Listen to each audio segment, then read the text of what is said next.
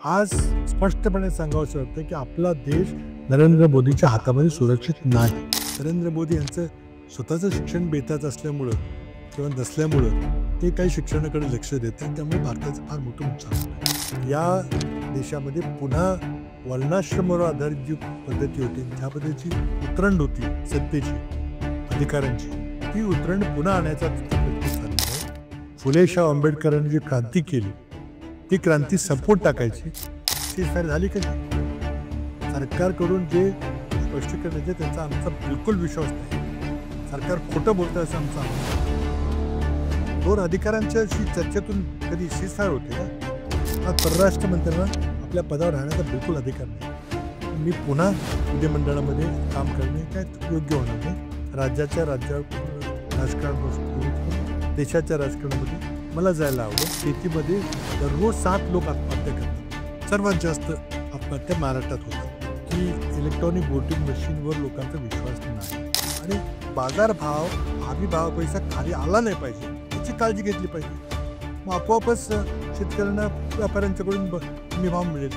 पण ही जबाबदारी केंद्र सरकार आपली पाळत नाही. पण देश श्रीमंत होते, देशातले लोक श्रीमंत होत आहेत का? आज दरडोई उत्पन्नाच्या बाबतीमध्ये भारताचा 140वा क्रमांक आहे. अगदी बांगलादेश आणि श्रीलंकेसारखे देश देखील दरडोई उत्पन्नाच्या बाबतीमध्ये आपल्या पुढे आहेत, आपल्यापेक्षा जास्त समृद्ध आहेत. एक देश एक निवडणूक. एक देश एक निवडणूक म्हणजे काय? तुम्हाला एकत्र निवडणूक घ्यायच्या, पण एकत्र निवडणूक का म्हणत नाही? एक देश एक निवडणूक, एक देश एक टॅक्स आणि एक देश एक, ही कुठून कल्पना आली? तरी हिटलरच्या जर्मनीबद्दल महाराष्ट्राची परिस्थिती औद्योगिकरणाच्या बाबतीमध्ये, रोजगार निर्मितीच्या बाबतीमध्ये फार चिंताजनक आहे.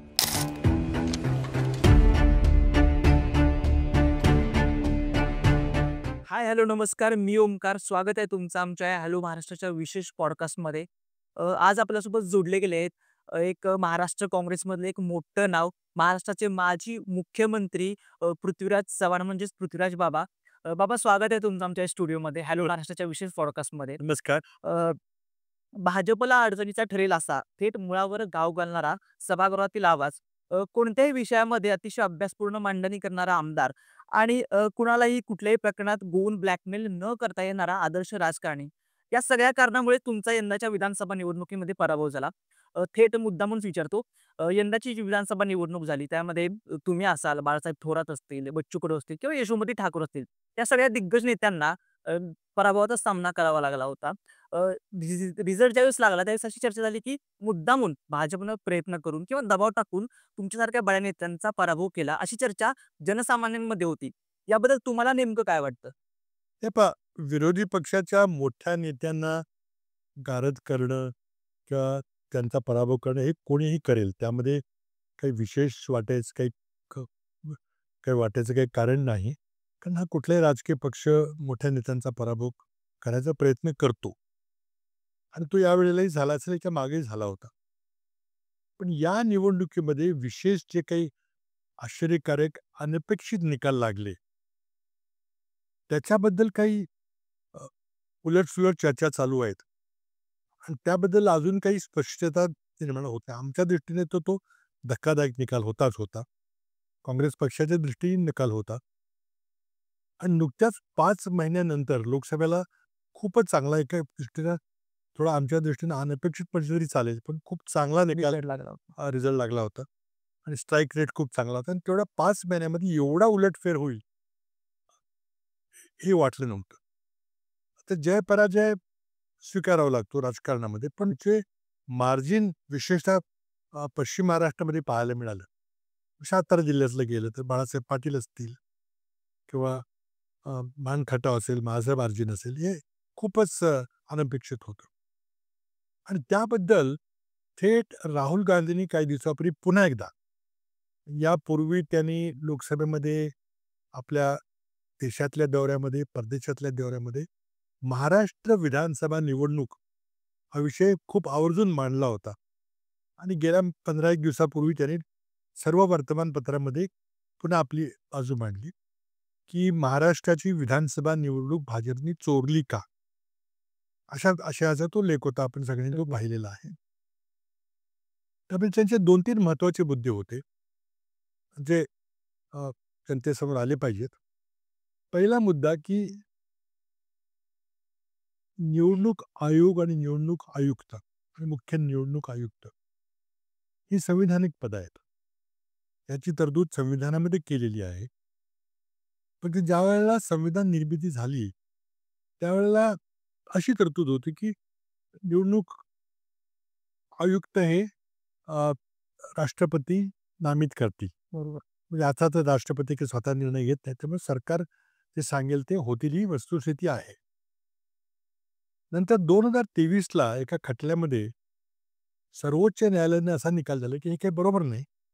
कारण ही जागा निपक्षपाती पाहिजे. मुख्य निवडणूक आयुक्त आणि निवडणूक आयुक्त.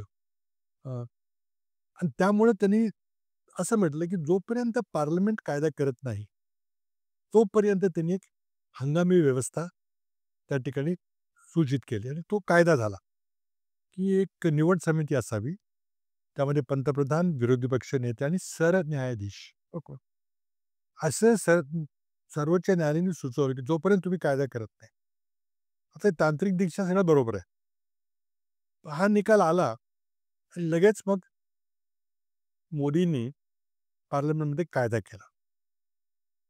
आता उच्च न्यायालयाचा निकाल आहे, पार्लमेंटच्या कायद्यासारखाच त्याला महत्व असतं, वेटेज असतं. आणि त्यामध्ये मुद्दाम नमूद केलं होतं, की पार्लमेंटचा काही वेगळा कायदा करेल तर ठीक आहे. पार्लमेंट वेगळा कायदा करेल तोपर्यंतची व्यवस्था सुप्रीम कोर्टानं सांगितली. त्यांनी लगेच कायदा पास केला आणि जी कल्पना सुप्रीम कोर्टाच्या कायद्यामध्ये होती, की निपक्षपाती व्यवस्था असावी. पंतप्रधान, विरोधी पक्ष नेते आणि सरन्यायाधीश की बदलून त्यांनी सरन्यायाधीशाला काढून टाकलं आणि त्या ठिकाणी आणखीन एक कॅबिनेट मंत्री आणि ते सुद्धा अमित शहाची नेमणूक करायचा कायदा केला.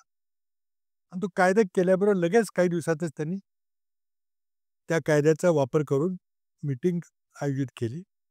अमित शहा आणि मोदी एका बाजूला आणि राहुल गांधी दुसऱ्या बाजूला. त्या मीटिंगचा निष्कर्ष काय लागायचा तो लागला, कारण मोदींना जे पाहिजे होतं त्यांनी ते आयुक्त नेमले आणि त्या आयुक्ताने मग कारभार करायला सुरुवात केली. हा पहिला मुद्दा राहुल गांधींचा होता, की ही व्यवस्था निपक्षपाती नसल्यामुळं बऱ्याच काही गोष्टी घडल्या.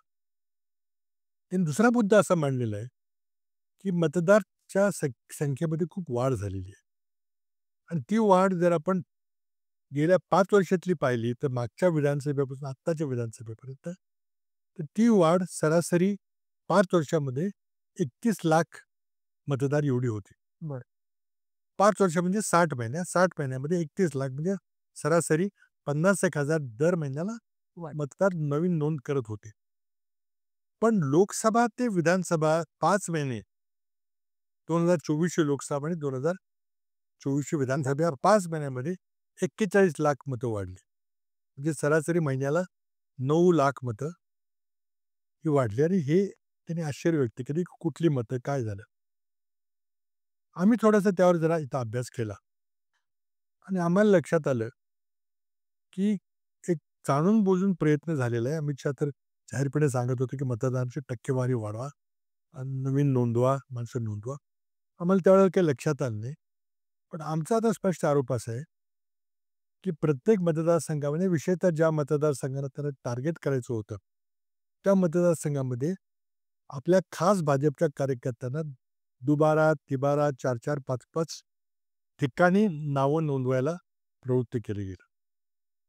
आणि त्या लोकांनी त्याची नावं नोंदवली गेली. त्यावर आम्हाला ऑब्जेक्शन काही घेता आलं नाही. आम्ही ऑब्जेक्शन घेतलं तर त्याची काही दाद घेतली नाही. त्याकडे आमचे सगळे पुरावे आहेत. आणि त्या लोकांनी दुबार, तिबार, 4-4, 5-5 वेळेला मतदान केलं. आता याचे पुरावे काय आहेत? तर आम्ही ते पुरावे आता आम्ही निवडणूक याचिका दाखल केली. त्यामध्ये आम्ही ते सगळे मांडणार आहोत. लोकांच्या समोर आम्ही जाऊ. पण एका मतदारसंघामध्ये जवळजवळ 20-20% लोकं ही मल्टिपल वोटर्स आहेत. बरं.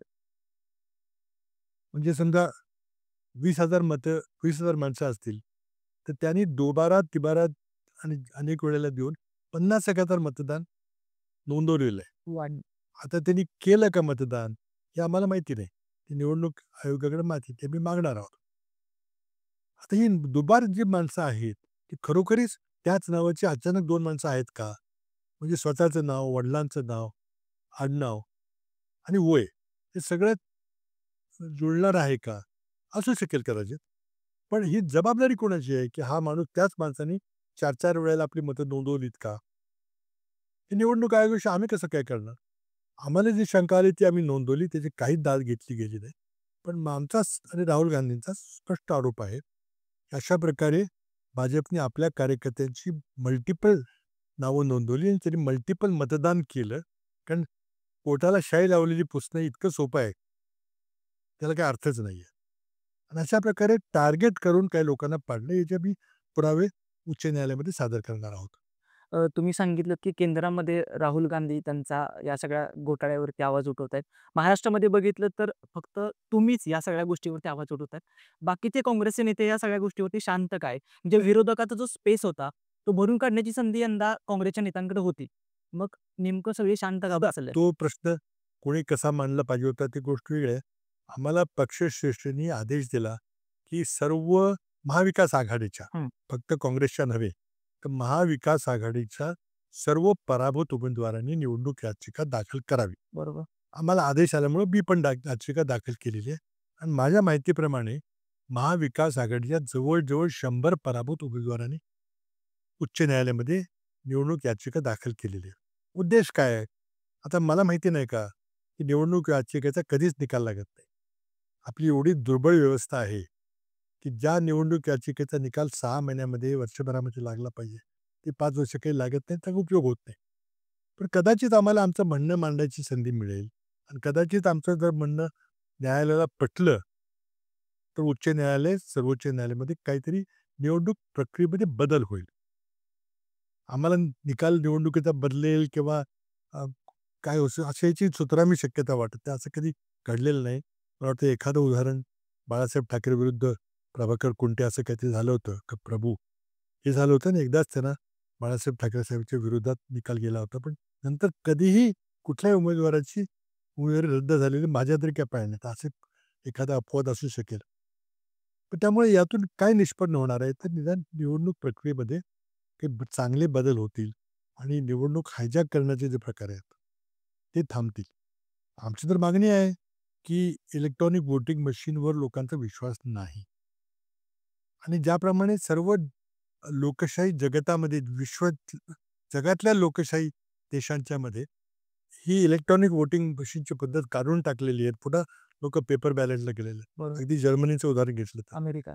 तशा प्रकारे आपणही केलं पाहिजे आणि तोपर्यंत आपण विश्वास बसल्याकरता तुम्ही एकतर मशीन्स दाखवत नाही कोणाला विरोधकांना, की यामध्ये काय सर्किट आहे, काय सॉफ्टवेअर आहे, काय हार्डवेअर आहे, काय काहीच सांगत नाही. फर्मवेअर आहे का नाही? आणि त्यामुळं कुठल्या चिप वापरल्यात, काय केलंय, हे सांगत नाही, सगळं गुप्त आहे. आणि त्यामुळं जर्मन सुप्रीम कोर्टामध्ये जो निकाल लागला, की ही इलेक्ट्रॉनिक व्होटिंग मशीननी निवडणूक घेणं हे बेकायदेशीर, असंवैधानिक आहे.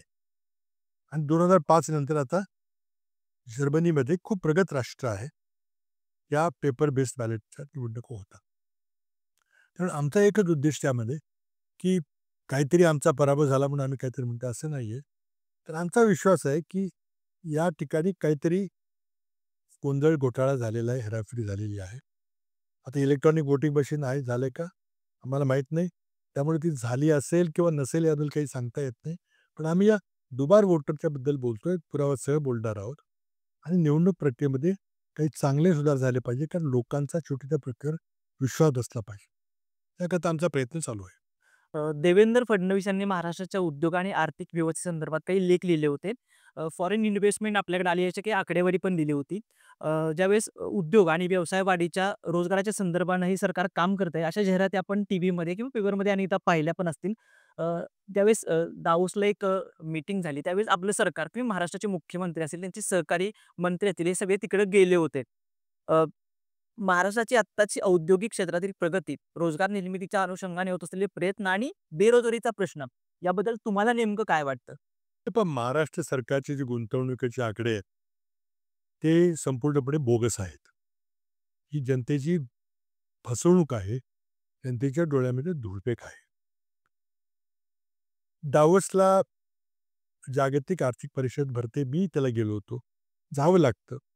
कारण जगातले सर्वात मोठे उद्योगपती तिथं वर्षातून एकदा येतात. आणि त्यामुळं महाराष्ट्रामध्ये गुंतवणूक करा असं आव्हान करणं हे स्वाभाविक असतं.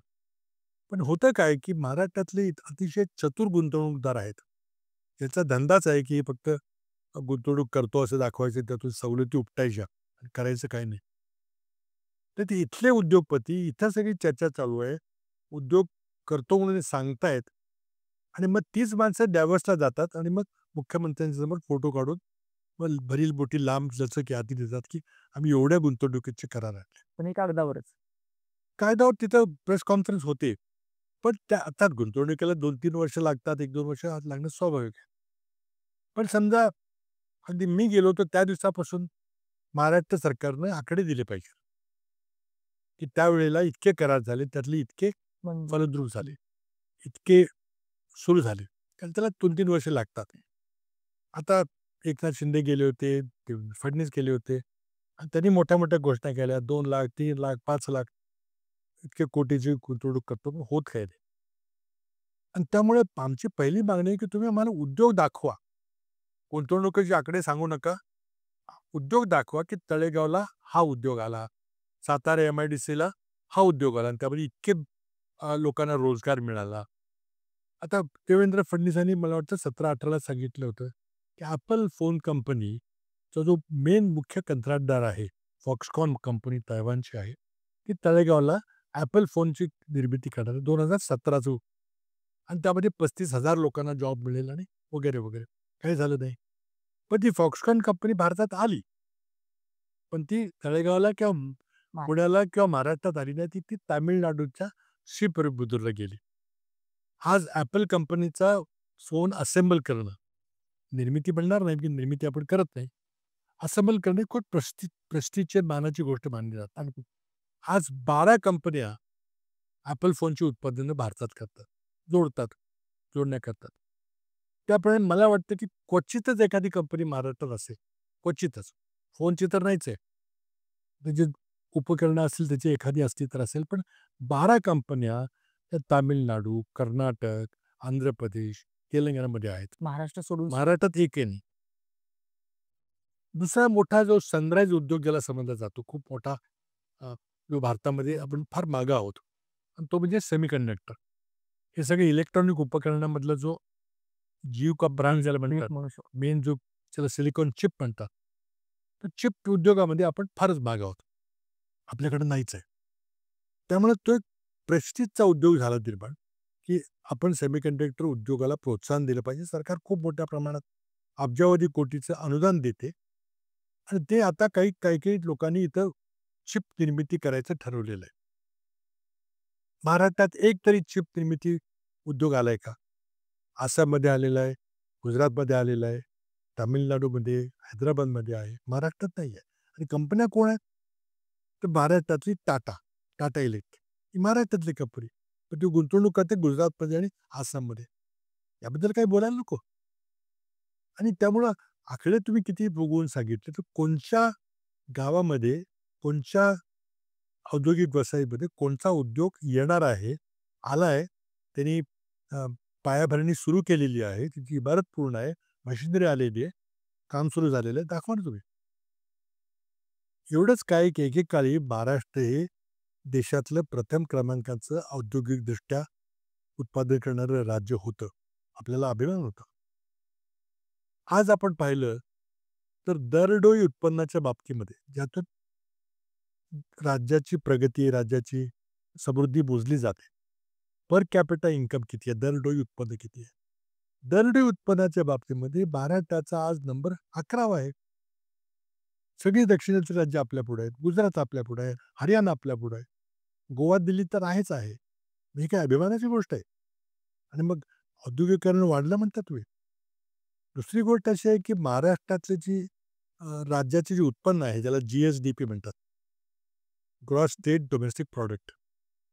म्हणजे आपल्या राज्यातले सगळे वस्तू आणि सेवा यांची व्हॅल्यू काढून ते किती झाली त्याची बेरीज केली जाते. देशाची GDP असते, राज्याला GSDP म्हणतात. आपल्या राज्याच्या एकूण उत्पन्नाच्या 75% उत्पन्न फक्त 3-4 जिल्ह्यातलं आहे.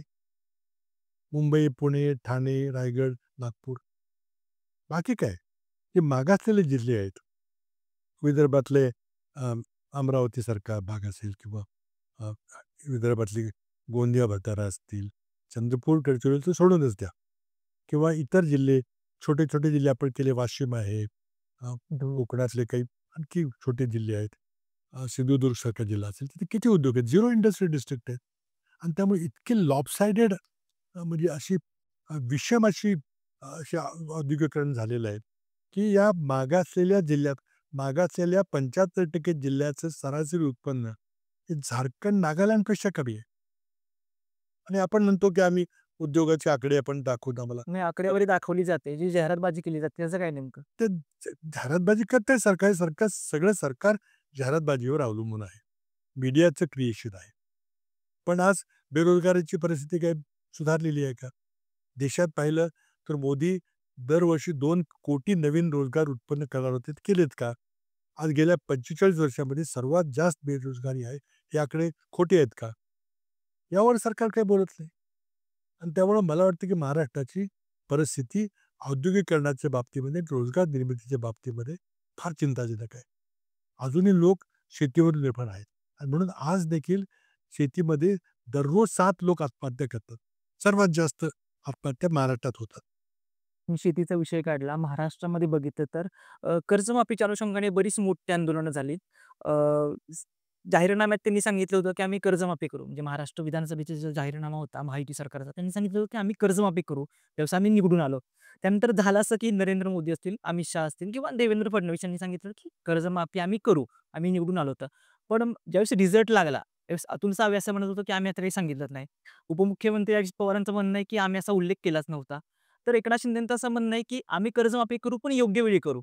पण या सगळ्यामध्ये बघितलं तर अ, शेतकरी असेल, कर्जबाजारी असेल, या सगळ्या होणाऱ्या आत्महत्या बघितल्या, तर राज्य सरकारचा कर्जमाफीबद्दलचा किंवा शेतीबद्दलच्या दृष्टिकोन याबाबत तुम्हाला नेमकं काय वाटतं? हे पहा आता अ, भाजप महायुतीच्या जाहीरनाम्यामध्ये कर्जमाफीचं आश्वासन होतं का नाही?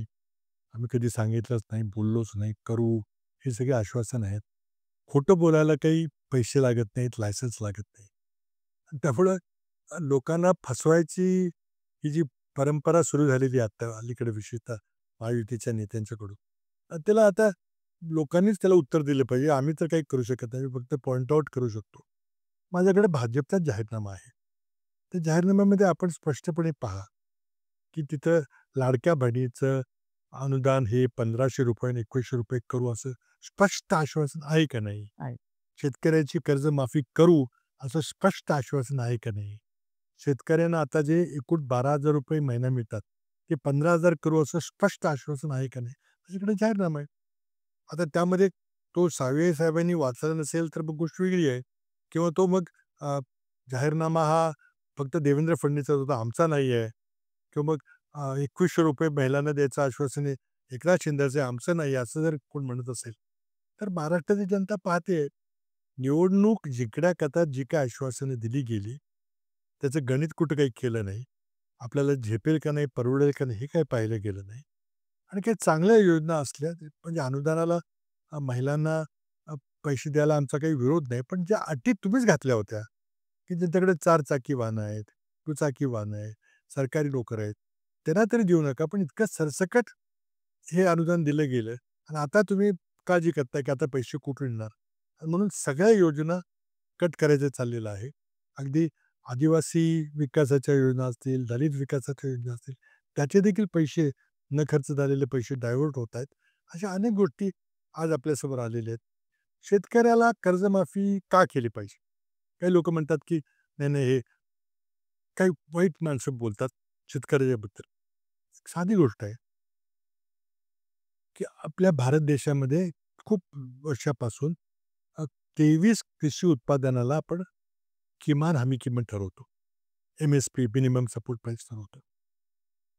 आणि ती मिनिमम सपोर्ट प्राईस ही खर्चावर आधारित असते आणि शेतकऱ्याला काही 2 पैसे शिल्लक राहावेत अशा नक्कीच. अ, विचार करून तिथं खूप तज्ञांची समिती असते, सी-एस-सी-पी नावाची. हे कृषी मूल्य आयोग ज्याला आपण म्हणतो. आता उदाहरण आपण सोयाबीनचं घेतलं तर त्याची मागच्या वर्षीची किमान हमी किंमत ही 4,900च्या जवळपास होती. पण एका शेतकऱ्याला तरी ती किमान हमी मिळाली का? अनेक शेतकऱ्यांनी आज भाव वाढेल, उद्या वाढेल म्हणून 2-2, 3-3 वर्ष सोयाबीन घरी ठेवलं आणि शेवटी त्यांना ₹4,000-4,000 क्विंटलच्या पेक्षा कमी किमतीत विकावं लागलं. शेतकऱ्याची किमान एवढीच अपेक्षा आहे, की तुम्ही ठरवलेला जो हमी भाव आहे, तो आम्हाला मिळाला पाहिजे. त्याची काय व्यवस्था करायची ते करा. आणि दुसरी मागणी म्हणजे एखादी नैसर्गिक आपत्ती आली, तर आम्हाला नैसर्गिक आपत्तीतून, विम्यातून आमचं नुकसान भरपाई झाली पाहिजे. या 2 गोष्टी करा. कुठलाही शेतकरी कर्जमाफी मागणार नाही. पण या 2 साध्या गोष्टी सरकारला करता येत नाही. तर सोयाबीनसारखा विषय असेल. आता का सोयाबीनचे दर खाली पडतात? तर अमेरिकेच्या दबावाखाली मोदी सरकारनं सोया तेल, सोयाबीन, सोयाबीन वगैरे आयात केल्यानंतर म्हणजे तो गुजरातची तेल लॉबी देखील त्यामध्ये खूप महत्वाची भूमिका त्यांची आहे. तुम्ही मुद्दाम शेतकऱ्याचे भाव पाडताय आणि व्यापाऱ्याला सक्ती करणं, की नाही तुम्ही हमी भावाने विकत घेतली पाहिजे. एकदा देवेंद्र फडणवीसांनी एक टूम काढली होती, की जर व्यापाऱ्यांनी हमी भावाने जर माल विकत घेतला तर त्याला आम्ही 2 वर्ष शिक्षा करू. वेडेपणाचा होता. व्यापारी कुठून देणार? त्याचा जर पुढं माल महाग जाणार नसेल, तर तो कसा देईल हमी किंमत? ही केंद्र सरकारची जबाबदारी आहे. आयात-निर्यात धोरणं मॅनेज केली पाहिजे आणि बाजारभाव हमी भावापेक्षा खाली आला नाही पाहिजे, याची काळजी घेतली पाहिजे. मग आपोआपच शेतकऱ्यांना व्यापाऱ्यांच्याकडून हमी भाव मिळेल. पण ही जबाबदारी केंद्र सरकार आपली पाळत नाही. आयात-निर्यात करताना कृषी मूल्यावर काय परिणाम होईल, हे न पाहता आंतरराष्ट्रीय दबावाखाली आता आपण भारत पाकिस्तान युद्धामध्ये पाहिलं, की युद्धबंदी करायची की नाही याच्यावर ट्रम्प साहेबांनी जो दबाव आणला आणि सांगितलं, की मी तुमचा व्यापार करणार नाही, असं ते सांगतात. खरं कारण वेगळं आहे. पण अशा प्रकारच्या दबावाखाली तुम्ही जर सोयाबीन आयात करत असाल, सोया तेल आयात करत असाल, तर शेतकऱ्याचे बाब पडतीलच. तर त्याला आंदोलन केल्याशिवाय दुसरा काही मार्ग नाही आहे. आणि म्हणूनच जेव्हा केंद्र सरकारने 3 कृषी कायदे केले, त्याच्याविरुद्ध प्रचंड मोठं कृषी आंदोलन शेतकऱ्यांनी आंदोलन केलं आणि मोदींना अगदी अक्षरशः धूळ चाटायला लागली. तुम्ही आंदोलनाचा विषय काढला. बच्चू कडूंनी मागच्या एक 4-5 दिवसामध्ये आंदोलन केलं होतं, की कर्जमाफी केली नाही तर आम्ही अन्नत्याग उपोषण करू. त्यांचं उपोषण सध्या स्थगित आहे 2 ऑक्टोबरपर्यंत. पण मग या सगळ्या उपोषणाला महाविकास आघाडीच्या सरकारनं किंवा महाविकास आघाडीचे जे नेते आहेत, त्यांनी फक्त पाठिंबाच दिला. दुसरं काहीच केलं नाही. हे पहा, कोण कशाप्रकारे या मागणीचा पाठपुरावा करते, यामध्ये मतभेद असू शकतात. बच्चू कडूंनी एक आंदोलनाचा आणि अ, उपोषणाचा मार्ग स्वीकारलाय. त्यांना खूप चांगला प्रतिसाद मिळतोय. पण मला वाटतं आमच्या सगळ्यांची एकच भावना आहे, की एक तर तुम्ही जाहीर महिन्यात जे आश्वासन देऊन त्या खोट्या आश्वासनाच्या आधारावर निवडून आला, त्याबद्दल काहीतरी प्रायश्चित्त घेतलं पाहिजे. आता निवडणुका तर काही लवकर होणार नाहीत. पुन्हा 5 वर्ष थांबावं लागेल. 36 लाख. पुन्हा काहीतरी सवंग लोकप्रियतेच्या बोटातून लोकांना पुन्हा फसवलं जाईल. त्यामुळं आज शेतकरी आत्महत्या करतात ते वास्तव सरकारला नाकारता येणार नाही.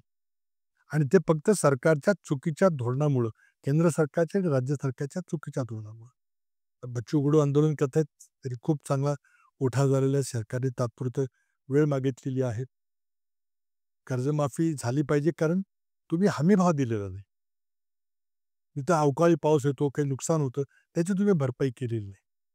चुकीची खोटी बियाणे मिळतात, त्यातही शेतकऱ्याचं नुकसान होतं. खताच्या बाबतीमध्ये भेसळ आहे.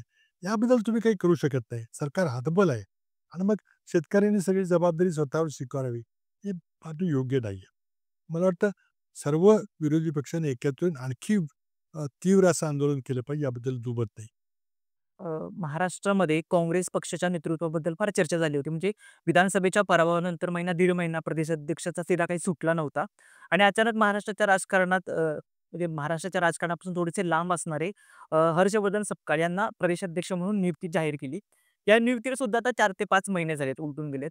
पण महाराष्ट्र प्रदेश काँग्रेसच्या संघटनात्मक तयारी संदर्भात आणि प्रदेशाध्यक्ष म्हणून कार्यरत असणारे हर्षवर्धन सपकाळ यांची संघटनात्मक तयारी आणि प्रदेशाध्यक्ष म्हणून हर्षवर्धन सपकाळ यांच्या निवडीकडं आता स्थानिक स्वराज्य संस्थांच्या निवडणुका सुद्धा आले, पक्ष संघटना असेल, या सगळ्याकडे तुम्ही नेमकं कसं बघता? हे पहा, वस्तुस्थिती आहे की विधानसभा निवडणुकीचा अगदी अनपेक्षित निकाल लागल्यावर नेतृत्व बदल झाला आणि नाना पटोले यांनी राजीनामा दिला.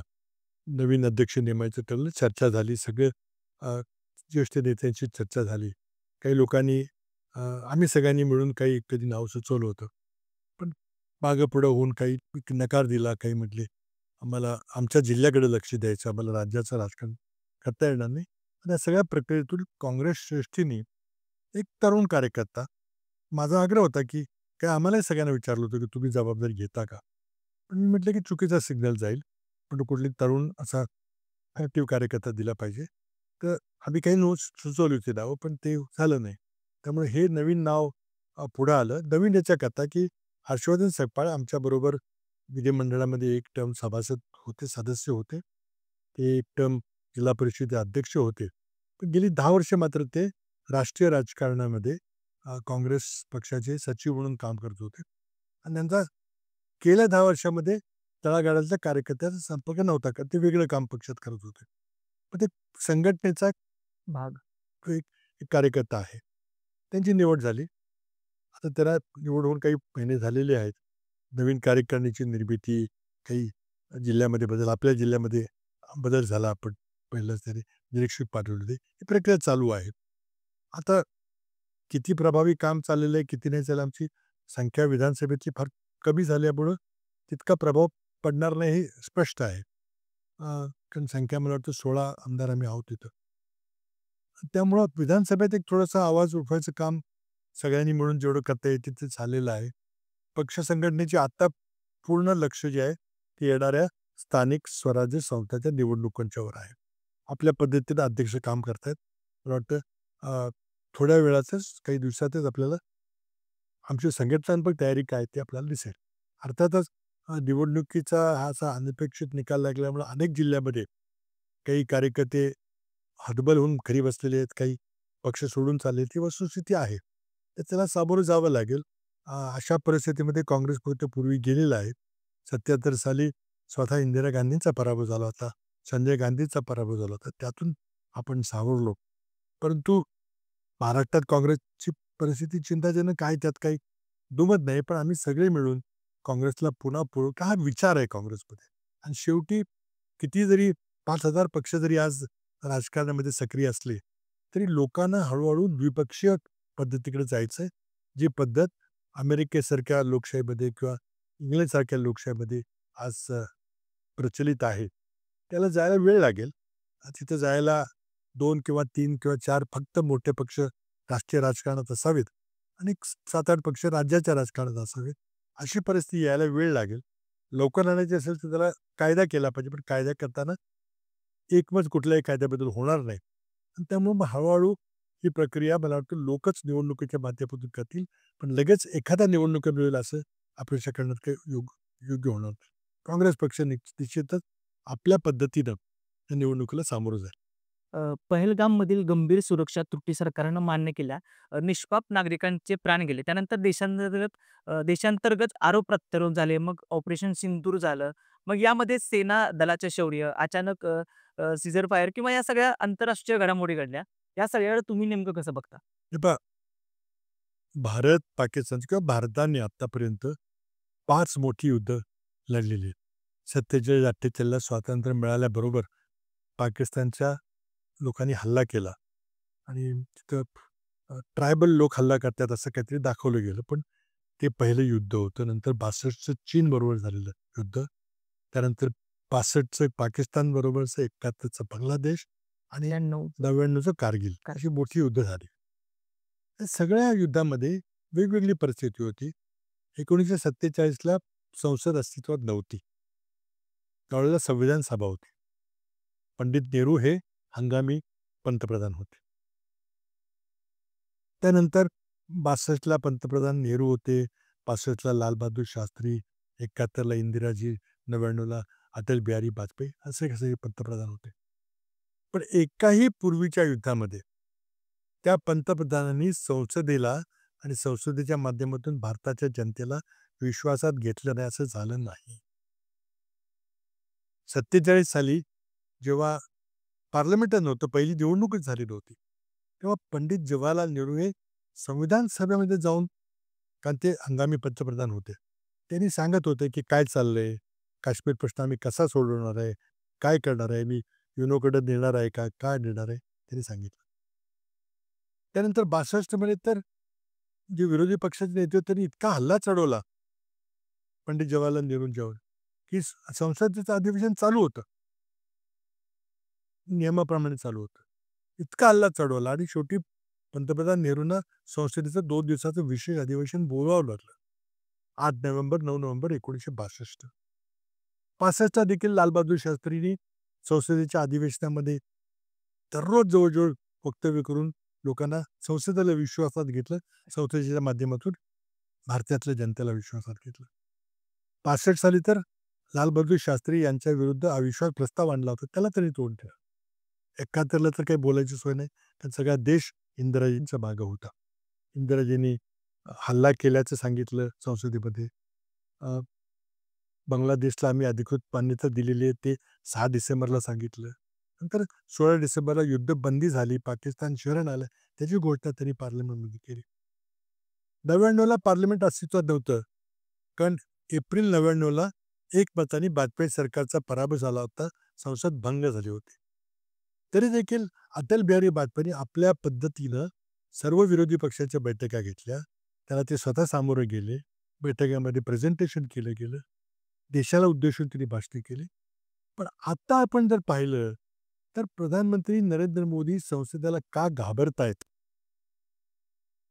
त्यांनी 2 सर्वपक्षीय बैठका घेतल्या, त्याला ते गेले नाहीत. एकाही पत्रकार परिषदेला तरी सामोरे गेले नाहीत. आज पाकिस्तानचे प्रधानमंत्री स्वतः परदेशी जाऊन पाकिस्तानबद्दल सहानुभूती मिळवायचा प्रयत्न करतात. नरेंद्र मोदी कुठेही गेले नाहीत बाहेर. मला हे समजत नाही की या पहलगामच्या नंतरच्या युद्धामध्ये इतके प्रश्न लोकांच्या मनात आहेत. पहिला प्रश्न, पहलगाममध्ये आतंकवादी आले कसे? आले तर तू गेले कुठं? गेले कुठं? त्यांची सुरक्षा व्यवस्था तिथं का नव्हती? एक असं वातावरण निर्माण केलं गेलं की 370 आर्टिकल काढल्या बरोबर सगळी शांतता झालेली आहे. हे दाखवण्याकरता तुम्ही मुद्दाम तिथलं सैन्य काढलं. चूक झाली म्हणून कबूल केलं. पण चौकशी व्हायला नको का? 99च्या कारगिल युद्धानंतर 3 दिवसात अटल बिहारी वाजपेयींनी चौकशी समिती लावली. त्याचा अहवाल 6 महिन्यात आला. तोच अहवाल वाजपेयींनी संसदेसमोर मांडला. देशाची ती चर्चा झाली.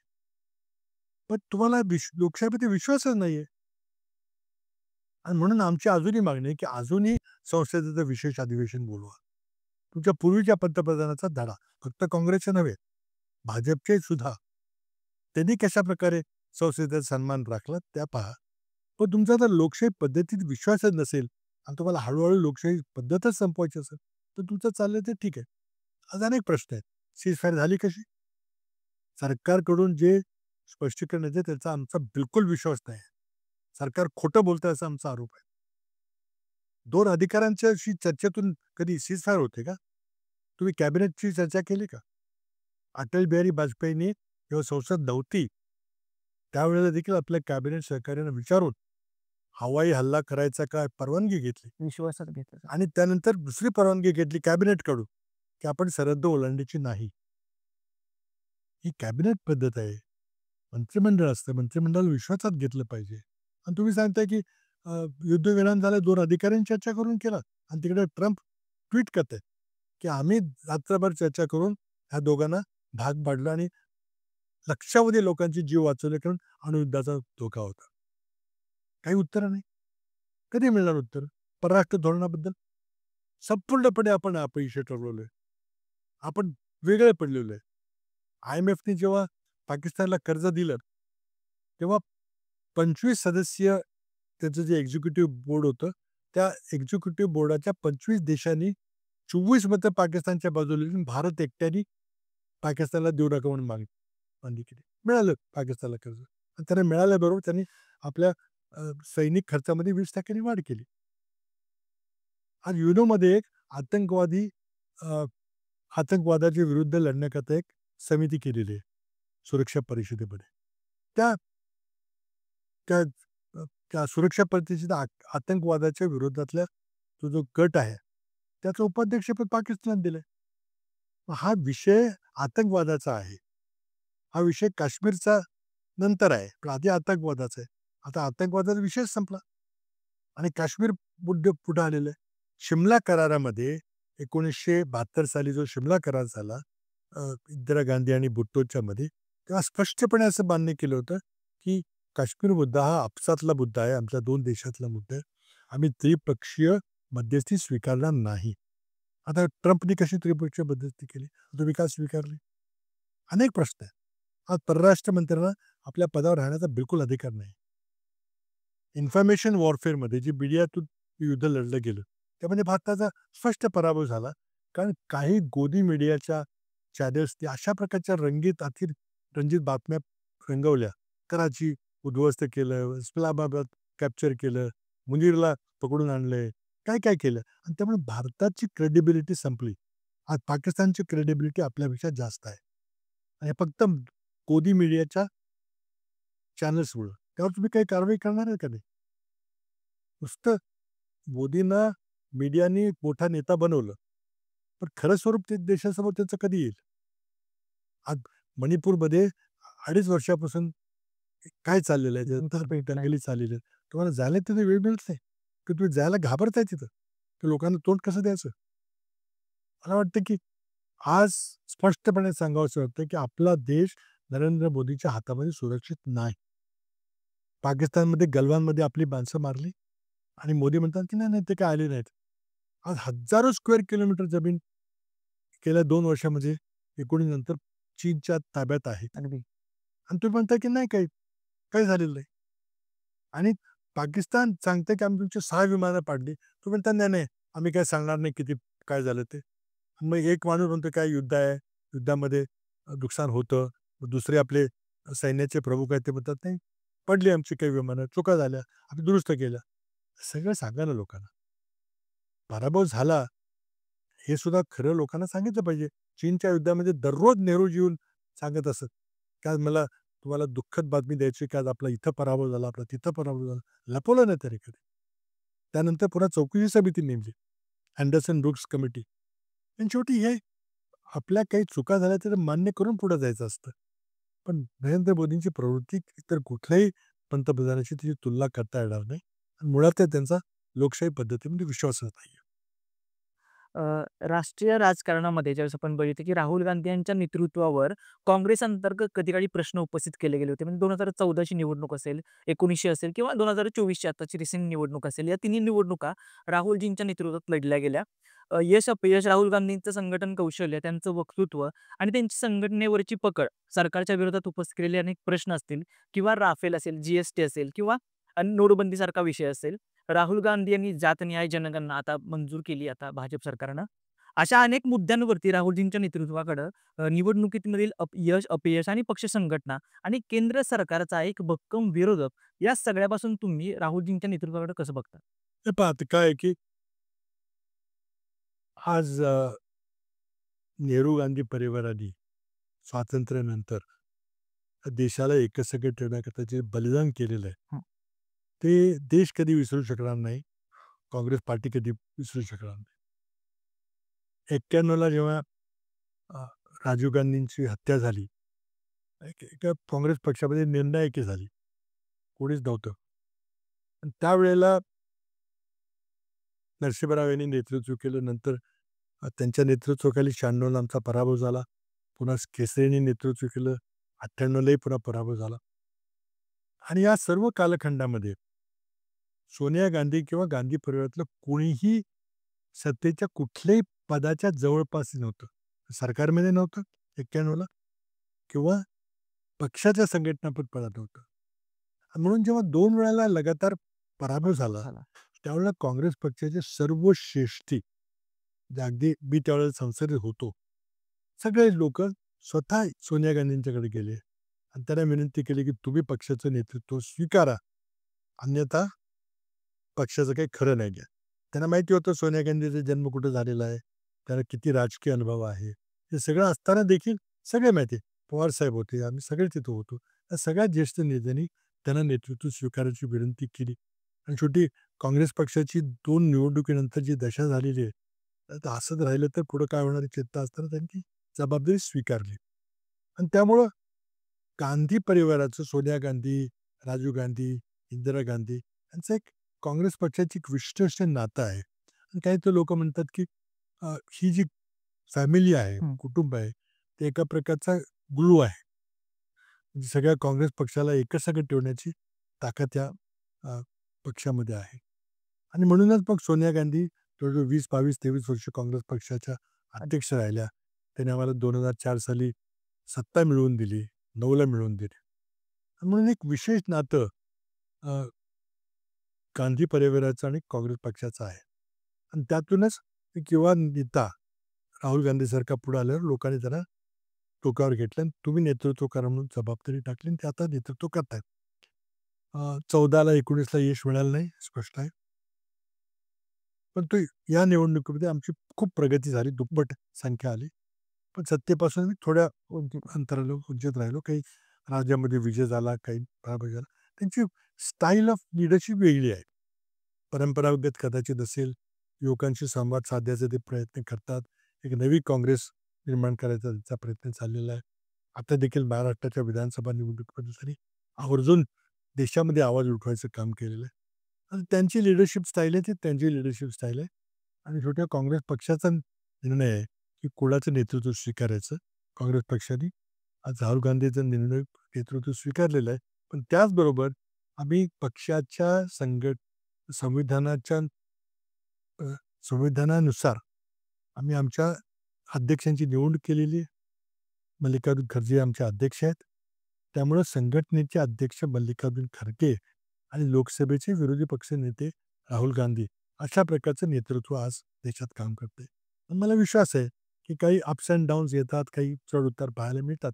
पण लवकरच काँग्रेसचा जो विचार आहे, त्या विचाराचा खूप आवर्जून राहुल गांधींच्या तर्फे पुरस्कार होतोय किंवा तो पुन्हा लोकांच्यामध्ये संविधान असेल, लोकशाही असेल किंवा अ, मागासवर्गीयांच्याबद्दल, इतर मागासवर्गीयाची आमची जी बांधिलकी आहे, त्याबद्दल काही प्रयत्न असेल, हे त्यांच्या दृष्टीने प्रयत्न चाललेले आहेत.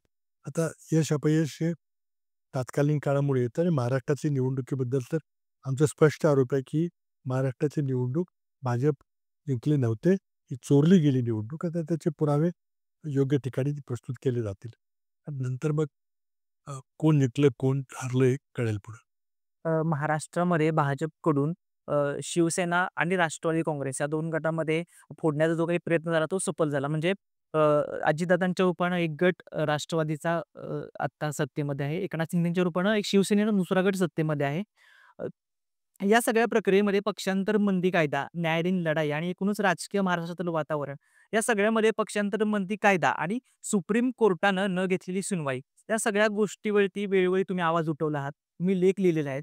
या सगळ्याच्या अनुषंगानं काय वाटतं या सगळ्याबद्दल? 2 गोष्टी आहेत की मला वाटतं की पक्षांतर बंदी कायदा राजीव गांधी एक चांगल्या उद्देशाने आणला होता. 1985 साली. त्यामध्ये अटल बिहारी वाजपेयी सरकारनं 2003 साली बदल केला. पण आज आपण जर पाहिलं तर ज्या उद्देशानं तो कायदा आणला होता, त्यात तो 1% सफल झालेला नाही. उलट तो कायदा असताना देखील इतक्या मोठ्या प्रमाणात महाराष्ट्रात पक्षांतर झालं. आणि त्यानंतर सुप्रीम कोर्टाची भूमिका अत्यंत दुर्दैवी भूमिका होती, की मला वाटतं इतकी घातक भूमिका सुप्रीम कोर्टाच्या इतिहासामध्ये कधीही घेतली गेली नसेल. इतका महत्त्वाचा विषय सुप्रीम कोर्टासमोर होता. महाराष्ट्रात जे काही घडलं ते सगळं यथायोग्य होतं, कायद्याच्या नुसार होतं, असं तरी सांगा किंवा सगळं बेकायदेशीर होतं आणि सगळ्यांना निलंबित करण्याची जबाबदारी होती तुमची, ती तुम्ही ते तरी करायला पाहिजे होतं. पण जेव्हा निर्णय न देऊन एक बेकायदेशीर सरकार महाराष्ट्रामध्ये गेली 2.5 वर्ष चाललं. मला वाटतं सुप्रीम कोर्टाचा जे काही असेल त्यांचे काय त्यांची लिमिटेशन त्यांना काय होते, त्यांना काय अडचण होती मला माहिती नाही. पण तो निर्णय न घेणं हे देशाच्या लोकशाहीकरता इतकं हानिकारक होतं, की ते दुसरं उदाहरण कुठं देता येणार नाही. या कायद्यामुळे नेमकं किती नुकसान झाले महाराष्ट्रात आणि नेमके कोणते बदल तुम्हाला अपेक्षित होते? नाही बघा, या कायद्यामुळे देशाच्या लोकशाहीचं नुकसान झालेलं आहे.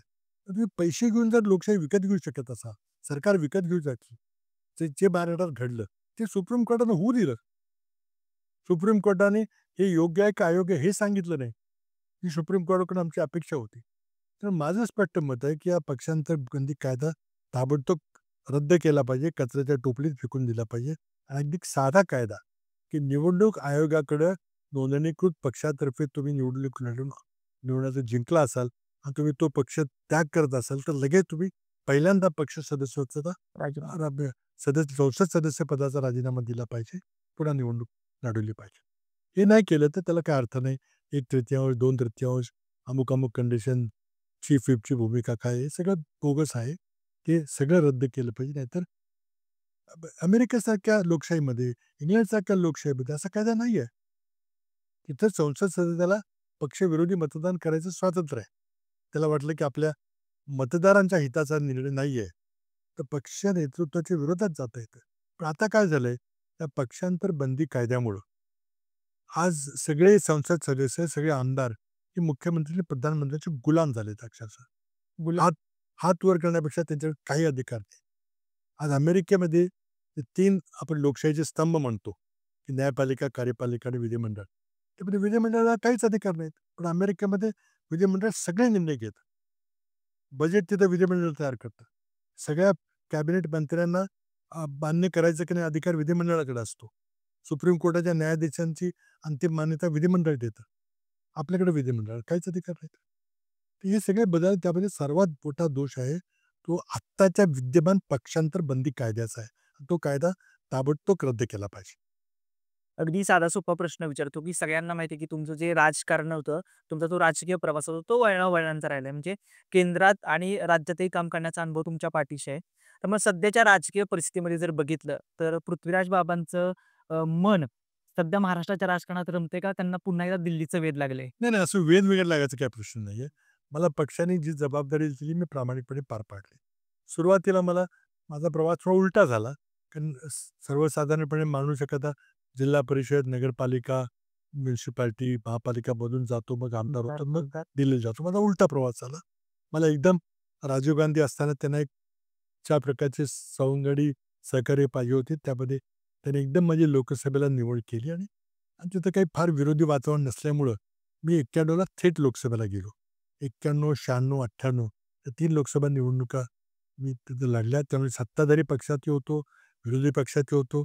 91 ते 96च्या पिरियडमध्ये त्या कालखंडामध्ये खूप मोठे आर्थिक सुधार जेव्हा मनमोहन सिंग यांनी केले, त्याचा मी साक्षीदार होतो. त्या चर्चेमध्ये मी अनेक वेळेला भाग घेतलेला आहे.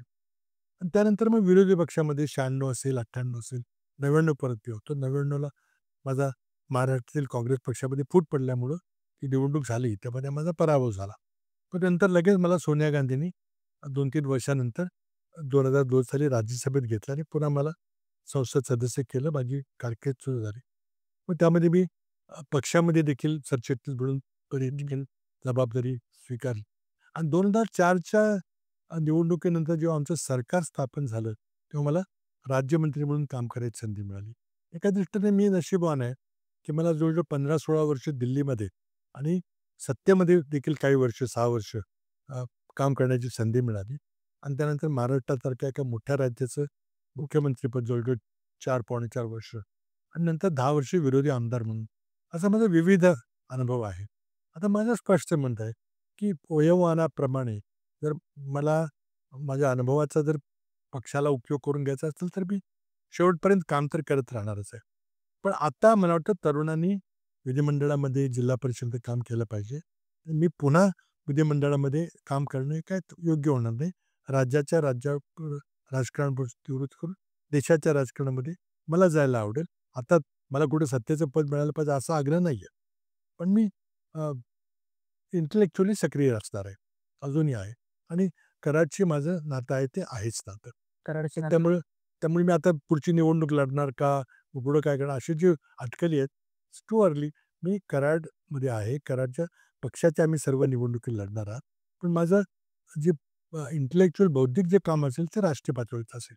ओके. यशवंतराव चव्हाणपासून ते अगदी विलासराव देशमुखांपर्यंत अशी सुसंस्कृत, संयमी नेत्यांची पिढी घडवणाऱ्या काँग्रेसमध्ये अलीकडच्या काळात पृथ्वीराज चव्हाण हेच अगदी सुसंस्कृत नेते आपल्याला पाहायला मिळतात. काँग्रेसमध्ये नवनेतृत्व घडवण्यात, कार्यकर्त्यांना विश्वास देण्यात काँग्रेस कमी पडले का? कारण तुमच्यानंतर कुठलाच असा एक नेता महाराष्ट्रामध्ये आपल्याला आता असं आहे की अ, काँग्रेस कमी पडले म्हणण्यापेक्षा जे राजकारण नरेंद्र मोदींनी 2014 पासून आणलं. सौंदर्य लोकप्रियतेच्या घोषणा करायच्या, काही खोटं बोलायचं, निवडणूक काढायची, येणं-केणं प्रकरणी सत्तेत राहायचं. आता एक-एक घोषणा आपण पाहिल्या. तर शेतकऱ्यांचं उत्पन्न दुप्पट करतो, 15 लाख देतो, 2 लाख युवकांना दरवर्षी नोकऱ्या देतो. मग एकदम अचानक नोटबंदी काय केली, जी काय आणला, एकदम लॉकडाऊन काय केला. हे सगळं चाललेलं आहे. ते सगळ्या लोकांच्या पुढे धादांत खोट्या घोषणा करून, लोकांना थापा मारून आणि प्रचंड मोठ्या प्रमाणात भ्रष्टाचारला प्रोत्साहन देऊन हे सरकार चाललेलं आहे. आणि या संस्कृतीमध्ये काँग्रेसची संस्कृती कुठे मेळ खात नाही. आणि ज्या प्रकारे महाराष्ट्रात सत्तांतर झालं, तुम्ही मंडळींनीच तिथं 50 खोक्याचा विषय आणला. आमच्यासमोर काही 50 कोटी रुपये देताना आम्ही काही पाहिले नाही. त्यामुळे तुम्ही चर्चा सगळी केली, की दर आता 50 कोटीचा ठरलेला 50 आहे. खोके एकदम ओके. हां. तर त्यामुळं काय झालं, की ही संस्कृती आणि काँग्रेसची संस्कृती, त्यागाची संस्कृती, बलिदानाची संस्कृती आणि ही संस्कृती नुसती व्यापारी पद्धतीनं नुसत्या सत्तेची पदं विकत घ्यायची, निवडणुका विकत घ्यायच्या. विधानसभेच्या निवडणूक हे पैशाचा जो महापूर त्या ठिकाणी आपण पाहिला. काय वाटेल त्या घोषणा केल्या. पैसे आपल्याकडे आहेत का नाही ते न बघता. आता अवघड व्हायला लागलेलं आहे, की पैसे कसे, कुठून द्यायचे, काय करायचे. या संस्कृतीमध्ये काँग्रेस कमी पडते. आणि त्यामुळं असं वाटतं, की आजच्या संस्कृतीमध्ये मग एकनाथ शिंदे असतील किंवा आता ते देवेंद्र फडणवीस करतायत किंवा अजित पवारांनी जे काही केलं, ती संस्कृती जी आता महाराष्ट्रात दिसते आपल्याला. चांगलं आहे, वाईट आहे, ही जनता ठरवेल, तुम्ही ठरवाल. पण त्या संस्कृतीमध्ये काँग्रेस नक्कीच कमी पडते. मग आता लोक ह्याला अ, काँग्रेसची संस्कृती पुन्हा आणण्याकरता प्रयत्न करतील, की जे चाललंय ते सगळं चांगलं चाललेलं आहे. आज जो भ्रष्टाचार चाललेला आहे, जो बदल्यामध्ये गैरव्यवहार होतोय, जो कॉन्ट्रॅक्टमध्ये गैरव्यवहार होतात. आता कालच इंद्रायणी नदीचा एक पूल पडला. आणि त्यामध्ये काही गोष्टी समोर आल्या, की हा पूल रिपेअर करायचा होता. त्याकरता 8 कोटीचं बजेटमध्ये मंजुरी होती. बरोबर. पण कॉन्ट्रॅक्ट कोणाला द्यायचं यावर वर्षभर काही संग्राम. वर्क ऑर्डर दिली गेली नाही. आणि नंतर पूल पडल्यानंतर ई-टेंडर सिस्टम असताना मग लगेच 2 दिवसाआधीचं टेंडर काढलं गेलं. सांगितलं की वर्क ऑर्डर दिलेले. पण ती त्यांची चोरी पकडली गेली. कारण ई-टेंडरमध्ये सगळं टेंडरचं डॉक्युमेंट कॉम्प्युटर प्रिंटआउट असताना फक्त तारीख आणि अ, त्या नंबर जो आहे, जावक नंबर तो हाताने लिहिलेला आहे. अशा चोऱ्या का करता? की तुम्हाला आपल्या अ, जवळच्या माणसाला ते ठेका द्यायचा होता 8 कोटीचा. म्हणून तुम्ही लोकांच्या जीवाशी खेळला. आज अनेक प्रश्न आहेत त्या पुलाचे, की तुम्ही सरकारी अधिकारी कुठल्या अधिकाऱ्यांनी हा पूल असुरक्षित आहे हे माहिती असताना त्या पुलावर लोकांना जाऊ दिलं. ह्याची जबाबदारी कोण स्वीकारणार? आज जे राजकीय नेते पुणे जिल्ह्यातले आहेत, ज्यांच्या समोर ही घटना घडलेली आहे, त्यांनी हे टेंडर आपल्या माणसाला मिळवलं पाहिजे म्हणून टेंडर आत्तापर्यंत वर्षभर काढलं नाही. गेल्या वर्षीच्या बजेटमध्ये या पुलाच्या दुरुस्तीकरता 8 कोटी पडलेले, मंजूर झाले. मंजूर झाले होते. हे काय चाललेलं आहे? पण महाराष्ट्राच्या जनतेला हेच मान्य असेल किंवा मालवणचा पुतळा पडतो काय आणि पुन्हा त्याला नवीन पुतळा होतो काय आणि त्या पुतळ्यामध्ये किती पुतळा बनवण्याला किती पैसे दिले, खर्च किती लावला गेला, कोण बघणार? आणि त्यामुळे मला वाटतं की या संस्कृतीमध्ये काँग्रेस कमी पडते हे खरं आहे. पण आम्हाला आता गांधी विचाराच्या आधारावर जाऊन पुन्हा काँग्रेसची नवनिर्मिती करावी. लोकांना काँग्रेसमधला आणि या सरकारमधला फरक कळेल लवकरच. स्थानिक स्वराज्य संस्थांच्या निवडणुकीचं बिगुल आता वाजलंय. मला वाटतं ऑक्टोबर, सप्टेंबरमध्ये काहीतरी त्या निवडणुका होतील. पण सध्याच्या स्थितीत महापालिका किंवा स्थानिक स्वराज्य संस्थेमध्ये काँग्रेसनं स्वबळावर निवडणूक लढवावी असं काही वाटतंय का? असं असतं की आत्तापर्यंत आपण इतिहास पाहिला तर आमची राष्ट्रवादी बरोबर बहुतेक युती होती. राज्यात होती, लोकसभेला असायची. पण स्थानिक स्वराज्य संस्थेच्या निवडणुकीमध्ये युती करायची का नाही? समविचारी पक्षाचे हा निर्णय सर्वोच्चप्रमाणे स्थानिक नेते जिल्ह्याच्या नेत्याच्यावर सोपवला जात असे. आता काय होईल मला माहिती नाही, पण मला वाटतं त्या दिशेनं निर्णय होतील. अर्थात त्यामध्ये सुद्धा आता काय झालंय, की अनेक पक्षामध्ये बरेच आमच्या म्हणजे सहकारी पक्षामध्ये बरीच स्थित्यंतरं दिसतायत. राष्ट्रवादीमध्ये कोण कुठे जातंय, कोण कुठे येतंय, त्याची स्पष्टता नाही आहे. किंवा शिवसेनेमध्ये देखील काही माणसं येत आहेत शिवसेनेमध्ये. काही समेट होतोय, काय होतंय हे काही माहिती नाही. पण आम्ही मला वाटतं उद्धवजी ठाकरे आणि शरद पवारजी यांच्याशी चर्चा करून आपण एकत्र लढायचा की नाही निर्णय घेऊ आणि जरी एकत्र लढायचा निर्णय झाला तरी प्रत्येक पक्षाला आपल्या जिल्ह्यामध्ये स्थानिक सोयीनुसार आघाडी करायची का स्वतंत्र लढायचं हा अधिकार असतो, यावेळेला सुद्धा असेल. स्थानिक स्वराज्य संस्थांच्या निवडणूक मगाशी आपण बोललो, की ईव्हीएमचा सगळा घोळ चाललाय. मग या यंदाच्या स्थानिक स्वराज्य संस्थांच्या निवडणुकीमध्ये काँग्रेस ईव्हीएमवरतीच निवडणूक लढणार का? हे पहा आमच्या आमच्या हातात काय नाही. सरकारने जर ईव्हीएमवरच निवडणुका घ्यायच्या ठरल्या तर आम्ही काय करू शकतो? फक्त निवडणुका बायकॉट करणं एवढं आमच्या हातात असतं. पण आम्ही प्रयत्न करत राहू, की आपण पेपर बॅलेटकडे गेलं पाहिजे. सरकार ऐकणार नाही याची आम्हाला खात्री आहे. कारण ज्या व्यवस्थेतून त्याला फायदा होतोय ते सहजासहजी का बदलतील ते? एक प्रश्न होता, की संभाजी भिडेंबाबत आपण सभागृहात आक्रमक भूमिका घेतली होती, बरोबर? संभाजी भिडे या व्यक्तीला गुरुजी म्हणण्यावरून आपण आक्रमक भूमिका घेतली होती. आर-एस-एस असेल किंवा भाजप यांच्या मुळावरच घाव घातला म्हणून भाजपने कराड दक्षिणमध्ये विशेष लक्ष घातलं. अशी चर्चा महाराष्ट्रामध्ये होती. भिडेंसारख्या व्यक्ती भाजपला पूरक असं काम करतात आणि बहुजनांच्या मुलांची डोकी बिघडवतात, असं तुम्ही बोलला होता. याबद्दल नेमकं ते पहा, जी विधिमंडळामध्ये जे बोललो होतो, ते एका विशिष्ट त्याच्या उद्गाराबद्दल बोललो होतो, त्याचा आम्ही निषेध केला. तो आजही करू. मला वाटतं, की हे सगळंच प्रकरण इतकं विचित्र आहे, की भाजपची अनेक त्यांची शाखा त्यांच्या वेगवेगळ्या आहेत. वेगळ्या-वेगळ्या नेत्यांच्याकडून, वेगळ्या संघटनेकडून ते आपलं उद्दिष्ट साध्य करत असतात. या देशामध्ये धार्मिक ध्रुवीकरण करणे त्यांची मूळ भूमिका आहे. आणि मला वाटतं आत्ता भाजपमध्ये जे नेते काम करतात त्यांनाही ते कदाचित त्याचे दूरगामी परिणाम काय होतील याची जाणीव नसावी. पण ती भाजपच्या नादाला लागलेले आहेत. विशेषतः बहुजन समाजातले अनेक नेते यांचं मूळ उद्दिष्ट काय आहे? किंवा आर-एस-एस नागपूरहून काय ठरवतं, की काय साध्य करायचं हे त्यांना कळत नसावं. तत्कालीन फायदे मिळतात. सत्तेचं पद मिळतंय, काही अ, पैसे कमवायची संधी मिळते म्हणून लोक जात आहेत. पण त्याचं दूरगामी उद्दिष्ट की पहिल्यापासून एकच आहे. या देशामध्ये पुन्हा वर्णाश्रमावर आधारित जी पद्धती होती, ज्यामध्ये जी उतरंड होती सत्तेची, अधिकारांची, ती उतरंड पुन्हा आणायचा त्याचा प्रयत्न चाललेला आहे. फुले शाह आंबेडकरांनी जी क्रांती केली, ती क्रांती संपवून टाकायची आणि त्या क्रांतीतून जी लोकशाही जन्माला आली आणि जो देश हजार वर्ष पारतंत्र्यात होता, ज्या व्यवस्थेच्या मुळं, फक्त त्या व्यवस्थेच्यामुळं, त्या व्यवस्थेमुळं माणसाला शिक्षणापासून वंचित ठेवलं, विज्ञानापासून वंचित ठेवलं आणि आपण गुलामगिरीत केलं. ती व्यवस्था संविधान आल्यानंतर बदलली आणि आज आपण महाशक्ती होण्याच्या मार्गावर किशोर आहे. पण त्यामध्ये आता सामाजिक समीकरण बदललेलं आहे. तर ते समीकरण पुन्हा त्या जुन्या वळणावर आणण्याचा प्रयत्न हा चाललेला आहे. ह्या लोकांना जे भाजपच्या पक्षामध्ये आज काम करणारी माणसं आहेत, त्यांना त्यांचा अल्टिमेट प्लॅन गोल काय आहे? हे लक्षात आलेलं आहे की नाही मला माहिती नाही.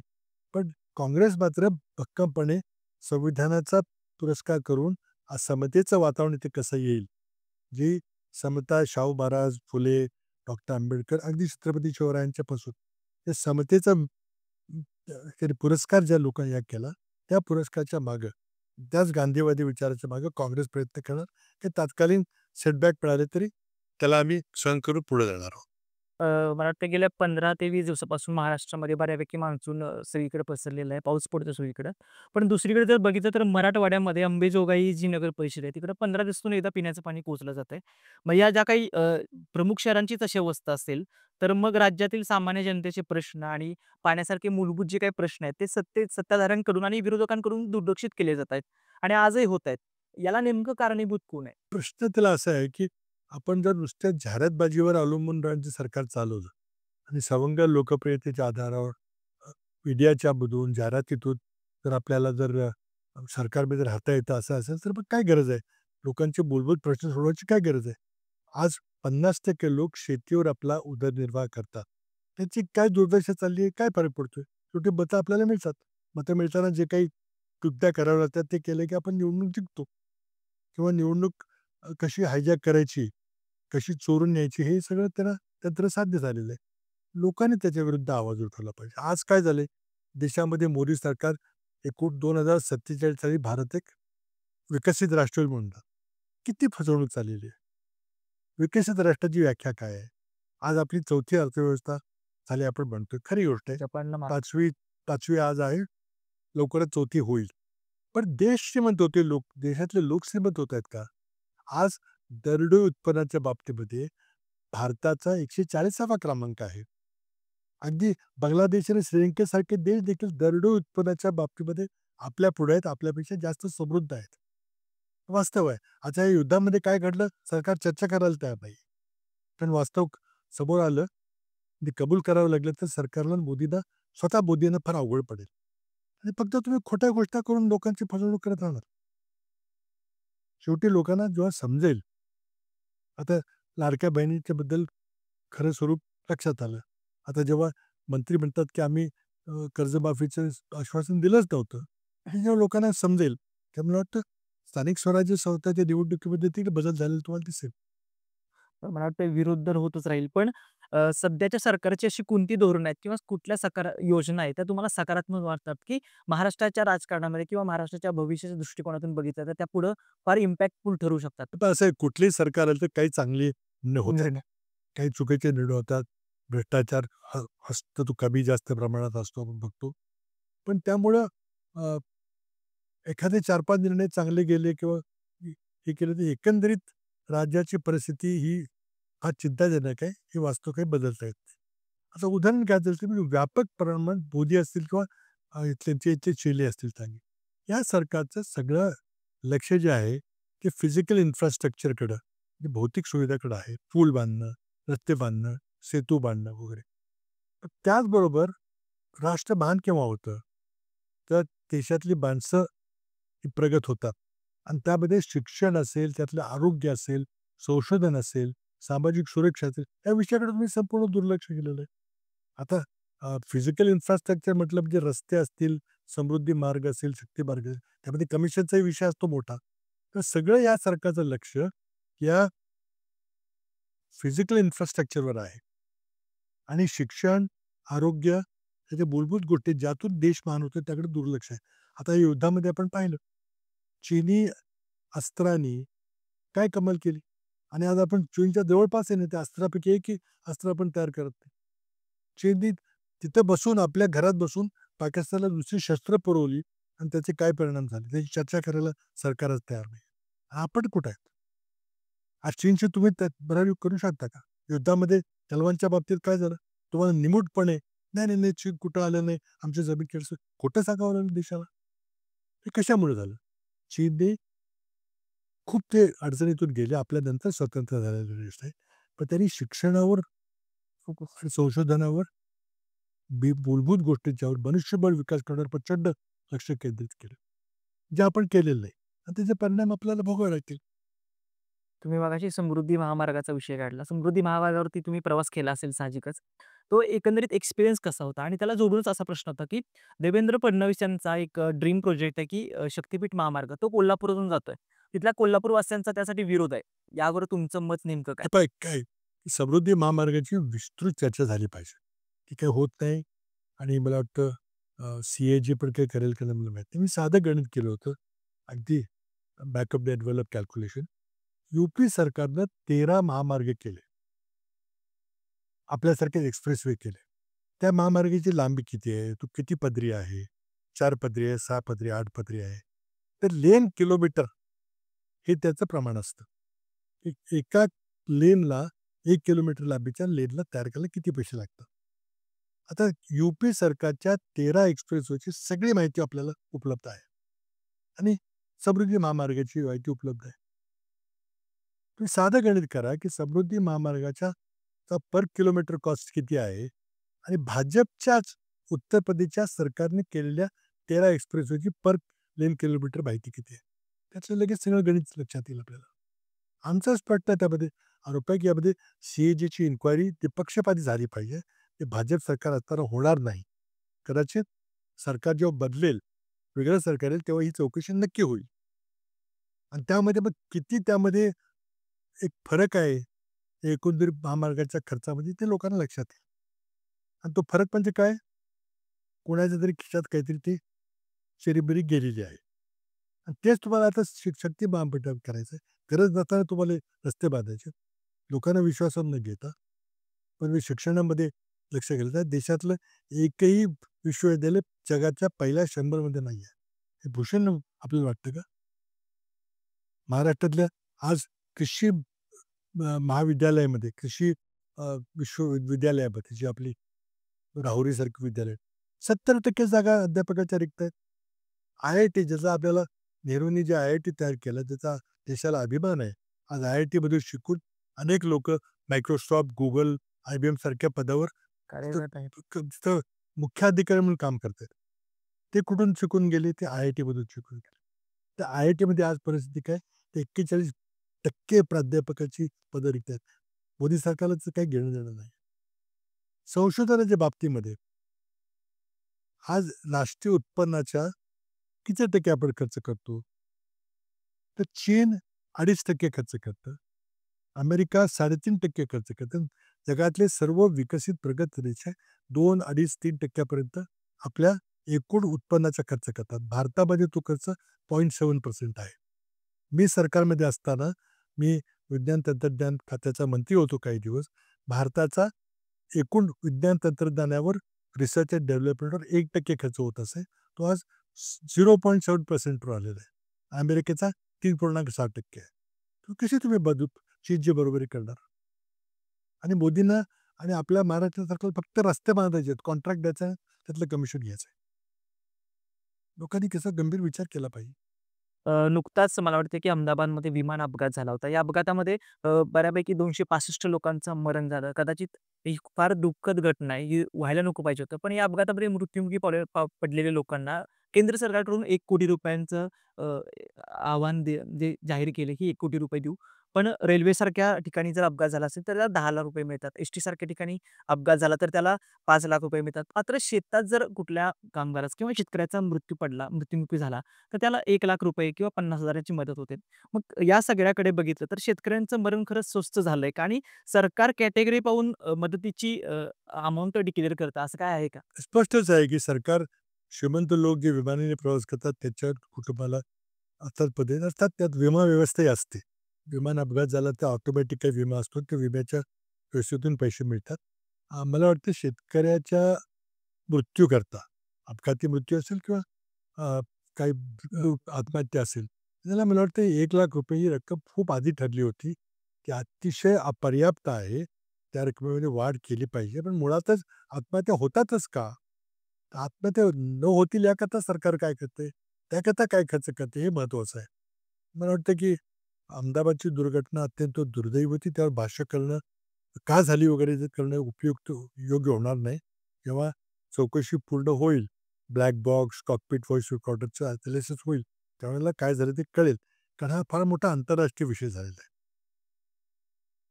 हा अपघात पायलटच्या चुकीमुळे झाला असं विमान कंपनीचं आग्रह आहे, अप्रत्यक्ष रूपाने. म्हणजे आपल्यावर काही शेकणार नाही, की विमानात काही दोष होता म्हणून.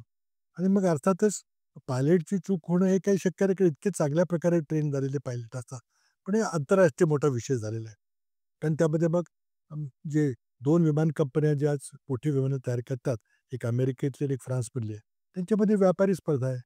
तर आपल्या प्रतिस्पर्ध्याचं नुकसान झालं किंवा अपघात झाला तर ह्या कंपनीला थोडा फायदा होतो. तर हे इंटरनॅशनल ट्रेडमधला विषय आहे. व्यापार युद्धाचा भाग आहे. पण तो एक वाटते की मूलभूत प्रश्न जो आहे की शेतकऱ्यांना आपण किती मदत देतो. मुळातच आत्महत्या होऊ नये त्याकरता आपण प्रयत्न केले पाहिजे. स्वामीनाथन कमिटी झाली, शेतकऱ्याचं उत्पन्न दुप्पट केलं, सगळ्या हवेत विरून गेल्या घोषणा.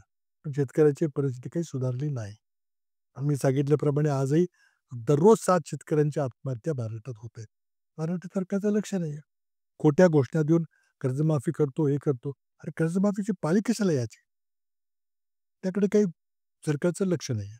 त्याला परमनंट सोल्युशन काय? शेतकऱ्यांची आत्महत्या होऊ नये. त्याला मूलभूत विचार केला पाहिजे.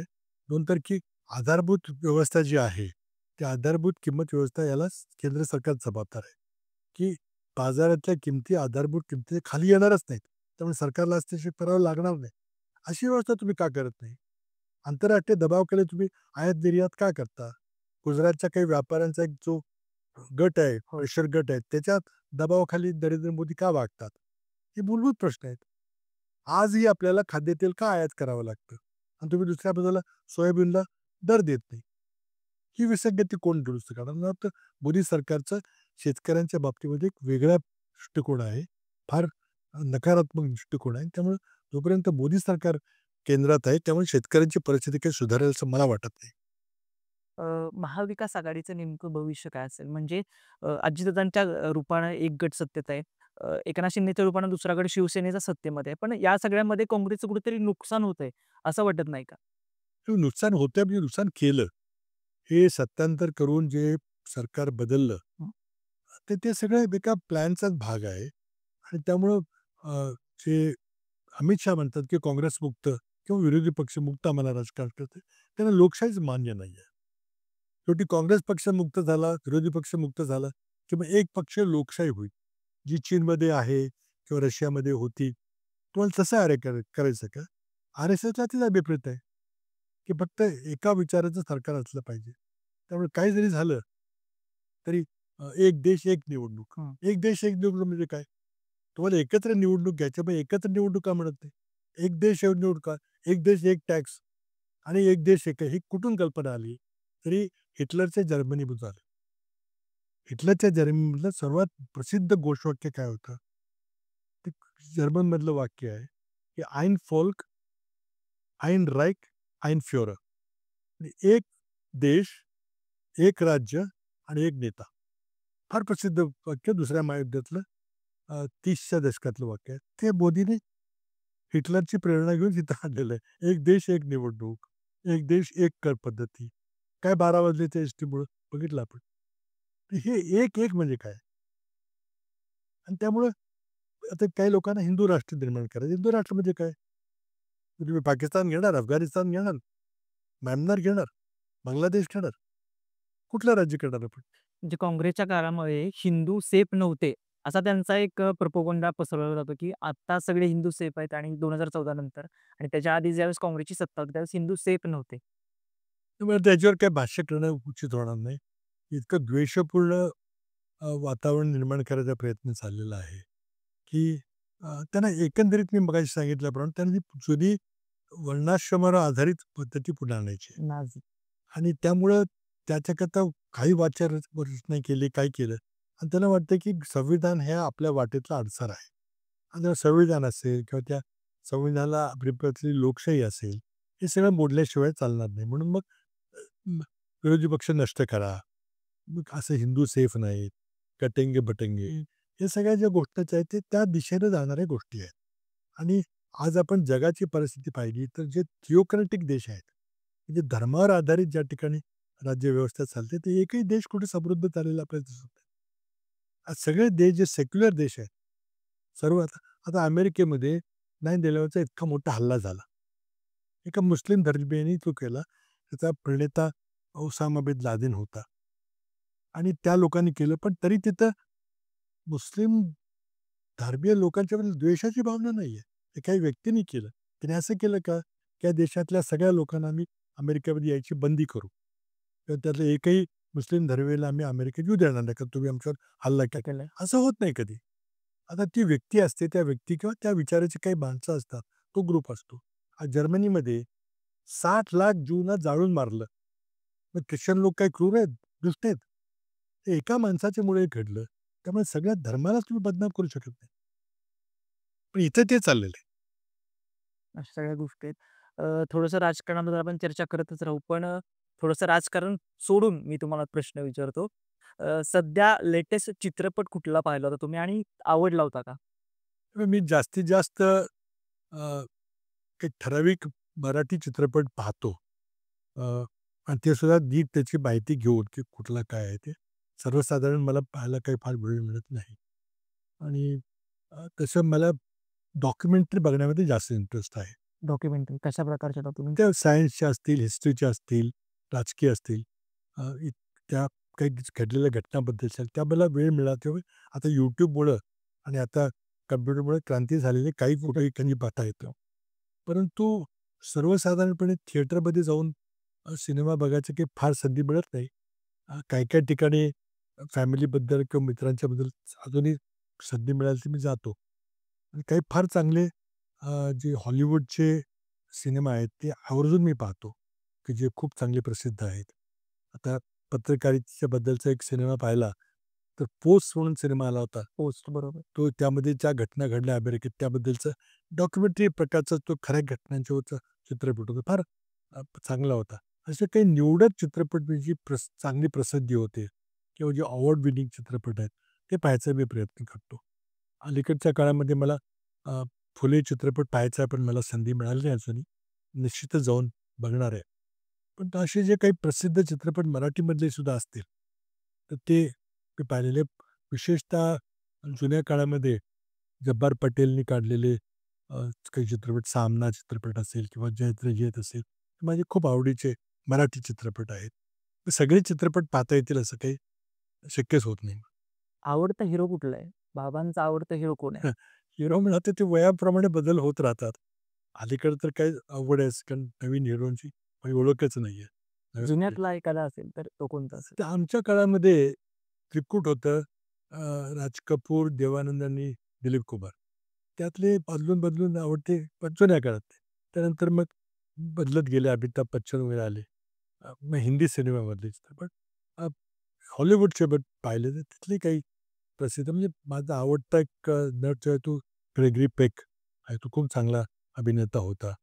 अलीकडच्या काळामधली काही त्याचे चित्रपट आवर्जून पाहतो. पण चित्रपट नटापेक्षा किंवा अभिनेत्यापेक्षा एकंदरीत चित्रपटाची काय दिशा आहे, तो कुठल्या बद्दलचा आहे. मी दुसऱ्या महायुद्धाची चित्रपट आवर्जून सगळी पाहतो, संधी मिळाली तर. आवडती हिरोईन कोण तुमची? अभिनेत्री? कुणाचा अभिनय सध्या पण असंच त्यावेळच्या काही त्यावेळच्या कॉलेजचे कालखंड नंतरचा कालखंड मी परदेशात बरेच वर्ष होतो. त्यामुळे हिंदी चित्रपटाचा गॅप पडला. मला काही पाहायला मिळालं नाही. ते काही तात्कालीन होतं, काही फार मला विशेष काही कोणी फार हे पण काही चांगले अ, आपल्या महाराष्ट्रातल्या बऱ्याच तर स्मिता पाटील आहेत, फार चांगल्या अभिनेत्या होत्या. पण तसं काही फार विशेष कोण चांगली अभिनेत्री असं काही हे नाही. चित्रपटांचा विषय निघालाय. भाजप आपल्या चित्रपटांमधून एक प्रोपगंडा सेट करते असा आरोप केला जातो. काय वाटतं या सगळ्याबद्दल? खरं आहे ते, कारण शेवटी चित्रपट निर्माते पण काय विकलं जातं ते जास्त तयार करतात. आता अं, राष्ट्रीयत्वाच्या भावनेवर बरेचसे खरे खोटे चित्रपट निघाले. लोकांनी ते पाहिले पण. तर शेवटी काय आहे, चित्रपट निर्माते लोकांना काय आवडेल आणि सरकारची अ, त्यामध्ये कृपादृष्टी कशावर असेल, या दृष्टीने चित्रपट तयार करतात. आता ओ-टी-टीमुळे सगळंच बदललेलं आहे. अगदी. आणि मला वाटतं मराठी उद्योजकांनी खूप चांगली संधी मिळाली. हे फार चांगले मराठी चित्रपट पण आता निघायला लागलेले आहेत. लोकप्रिय पण व्हायला लागलेले आहेत.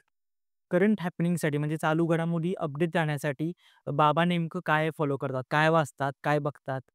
वाचायला मी किमान 3 ते 4 आंतरराष्ट्रीय वर्तमानपत्र रोज वाचतो. ब त्यामध्ये सर्वात प्रथम फायनान्शियल टाइम लंडनचं आहे ते. नंतर न्यूयॉर्क टाइम्स एक वाचतो मी. आणि मग काही गार्डियन वगैरे असे काही पण हे 2 जरूर वाचायला मी प्रयत्न करतो. आंतरराष्ट्रीय नियतकालिकामध्ये इकॉनॉमिस्ट आवर्जून वाचतो. फॉरेन अफेअर्स वाचतो अगदी आवर्जून. आणि भारतातल्या मग नियतकालिकामध्ये एक फ्रंटलाईनसारखं एक चांगलं मासिक आहे, इंडियन एक्सप्रेससारखं वर्तमानपत्र जे थोडंसं सेंट्रिस्ट आहे किंवा हिंदूसारखं वर्तमानपत्र आहे, ते मी आपल्या ह्याच्यात वाचतो. पण आता इंटरनेटवर सगळं उपलब्ध झाल्यामुळं प्रिंटेड पेपर वाचायचा का, का इंटरनेटवर पाहायचं, ते नेहमी द्वंद्व असतं. वेळेप्रमाणे ते मिळतं. परंतु कारण आता निपक्षपाती असं भाषा करणारी वर्तमानपत्र भारतात तर फारच कमी झालेली आहे. की सरकारला क्रिटिकल असं करणं शक्यच नाही. कारण इतकी जवळ-जवळ सेन्सरशिपसारखी बंदी आलेली आहे. जरा काही वेगळं काही केलं, YouTubeवर काही जर वेगळं टाकलं, की लगेच बंदी होते. पण काही लोकं स्वतंत्र चित्रपट निर्माते खूप चांगले विषय हाताळत सगळं आता डिजिटलायझेशन झालेलं आहे महाराष्ट्रामध्ये, भारतामध्ये आणि देशामध्ये 5Gचा सगळा जमाना आहे. मग या सगळ्यामध्ये सोशल मीडिया ऑपरेट करणं किती किचकट किंवा किती सोपं जातं तुम्हाला? दोन्ही आहेत. जुन्या लोकांना ते किचकट वाटतं, नव्यानं ते सहज कठीण वाटतं. त्यामुळे सोशल मीडिया एक रेव्होल्यूशन आहे. कुठल्या दिशेने जाईल काही सांगता येत नाही.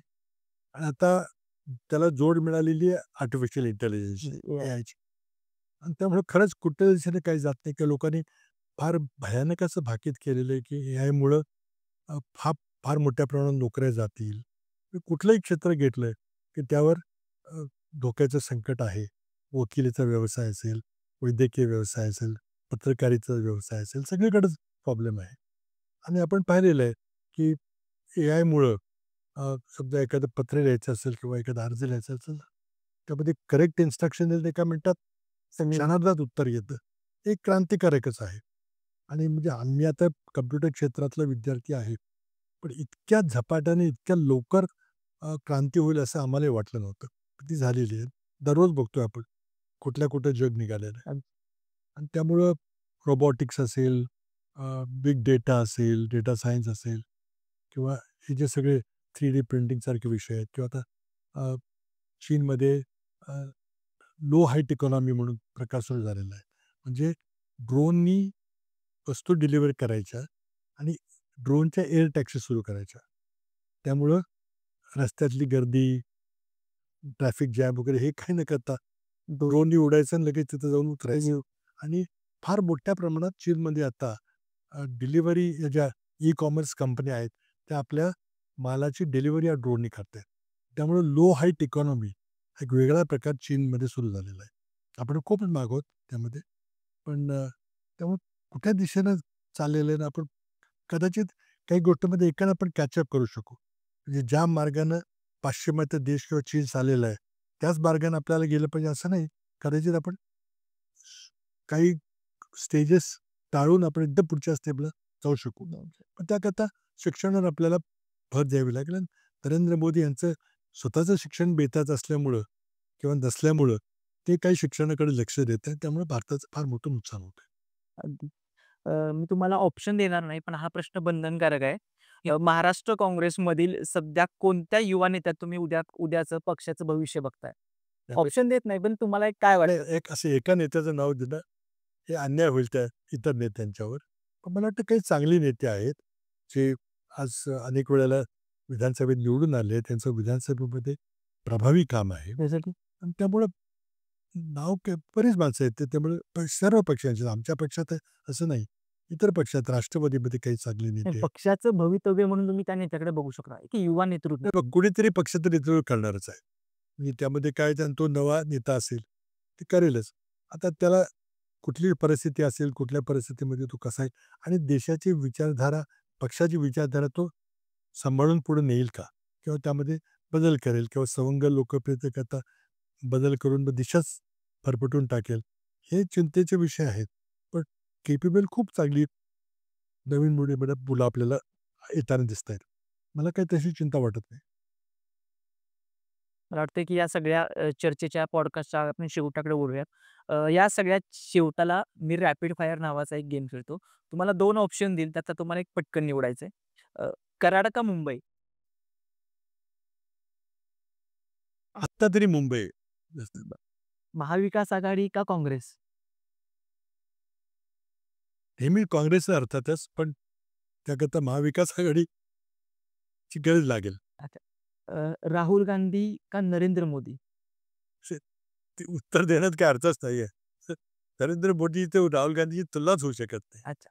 मला नरेंद्र मोदी हा देशाचा एक फार दुर्दैव आहे खरं म्हणजे. ठीक आहे. मला वाटतं, की या सगळ्या चर्चेला आपण कुठेतरी इकडे पूर्णविराम देऊया. बाबा तुम्ही आमच्या स्टुडिओमध्ये आलात. हॅलो महाराष्ट्रला वेळ दिलात त्याबद्दल सगळ्या टीमकडून, आमच्या हॅलो महाराष्ट्राच्या स्टुडिओकडून मी तुमचा खूप खूप आभारी आहे. धन्यवाद. धन्यवाद. आज कराडची युवा पिढी आणि कराडमधली तरुण मुलं आज अशा प्रकारे राज्य पातळीवरचं एक चॅनल चालवतात. ही अभिमानाची गोष्ट आहे. मला वाटलं नव्हतं, की तुम्ही इतक्या मोठ्या प्रमाणात काम करताय. तुमचं सगळ्यांचं अभिनंदन.